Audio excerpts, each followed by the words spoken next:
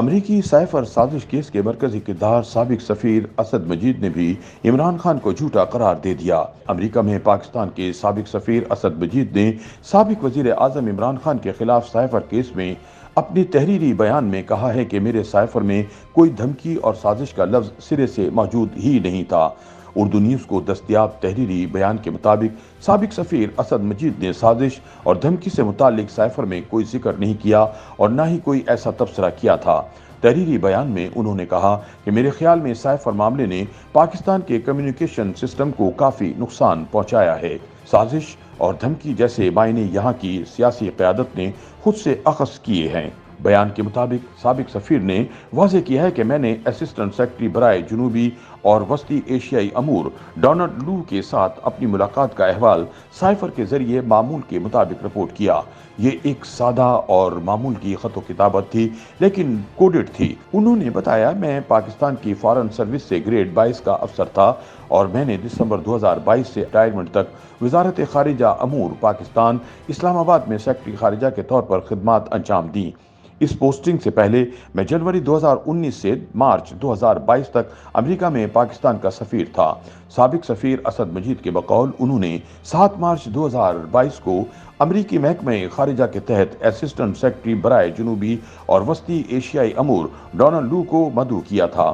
یہ ایک پہلے سے طے شدہ زہرانہ تھا جس کی میزبانی میں نے واشنگٹن میں پاکستان ہاؤس میں کی تھی۔ یہ ملاقات تقریباً 12:30 پر طے تھی اور 1.5 گھنٹے تک جاری رہی۔ اس زہرانے میں assistant secretary of state Donald Lu کے ہمراہ deputy assistant secretary of state Leslie Viguerie بھی موجود تھے۔ اسد مجید کے بیان کے مطابق ہماری طرف سے میں خود تھا، ڈیفنس اتاشی بریگیڈیئر نعمان ایوان، ڈپٹی چیف آف مشن نوید بخاری اور کونسلر پولیٹیکل قاسم محی الدین موجود تھے۔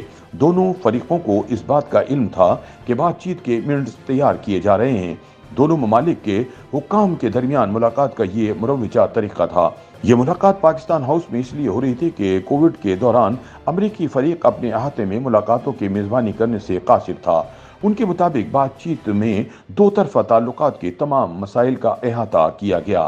ایک سائفر ٹیلی گرام جس میں خارجہ سیکرٹری کو مخاطب کیا گیا تھا وہ میں نے بھجوایا تھا، پھر مجاز اتھارٹی نے اس کی کاپیاں دوسروں کے ساتھ شیئر کی۔ بیان میں کہا گیا ہے کہ یہ سائفر ہمارے خفیہ کوڈڈ کمیونیکیشن سسٹم کے ذریعے بھیجا گیا تھا جو پاکستان کے نمائندہ خارجہ مشنز اور اسلام آباد میں وزارت خارجہ کے لیے استعمال کیا جاتا ہے، جس کے لیے ہدایت کابینہ ڈویژن نے دے رکھی ہیں۔ انہوں نے بتایا کہ میں نے ملاقات کے دوران ہونے والی گفتگو کو درست طریقے سے اسلام آباد کو اس سائفر ٹیلی گرام میں رپورٹ کیا۔ سائفر بھیجنا بیرون ملک سفارتی مشنوں کا معمول ہے۔ خفیہ سائفر ٹیلی گرام میں خطرہ یا سازش کے الفاظ کا کوئی حوالہ نہیں تھا اور نہ ہی میں نے کسی سازش کے بارے میں کوئی تجویز پیش کی تھی۔ یہ اسلام آباد میں قیادت کی طرف سے اخذ کردہ ایک سیاسی نتیجہ تھا۔ سابق سفیر کے بقول انہوں نے تجویز دی تھی کہ اسلام آباد اور واشنگٹن دونوں میں امریکہ کو ڈیمارش جاری کیا جائے۔ 31 مارچ 2022 کو اسلام آباد میں قومی سلامتی کمیٹی کے اجلاس کے بعد ڈیمارش کر دیا گیا۔ قومی سلامتی کمیٹی نے بارہا یہ نتیجہ بھی اخذ کیا کہ یہ معاملہ صرف ڈیمارش کا ہے اور کوئی سازش نہیں پائی گئی۔ اسد مجید نے بتایا کہ قومی سلامتی کمیٹی کا ایک اور اجلاس 22 اپریل 2022 کو ہوا جس میں انہوں نے شرکت کی تھی۔ اس اجلاس میں سائفر ٹیلی گرام کے مندرجات کا جائزہ لیا گیا اور انٹیلیجنس ایجنسیوں کے سربراہان سے رائے لی گئی۔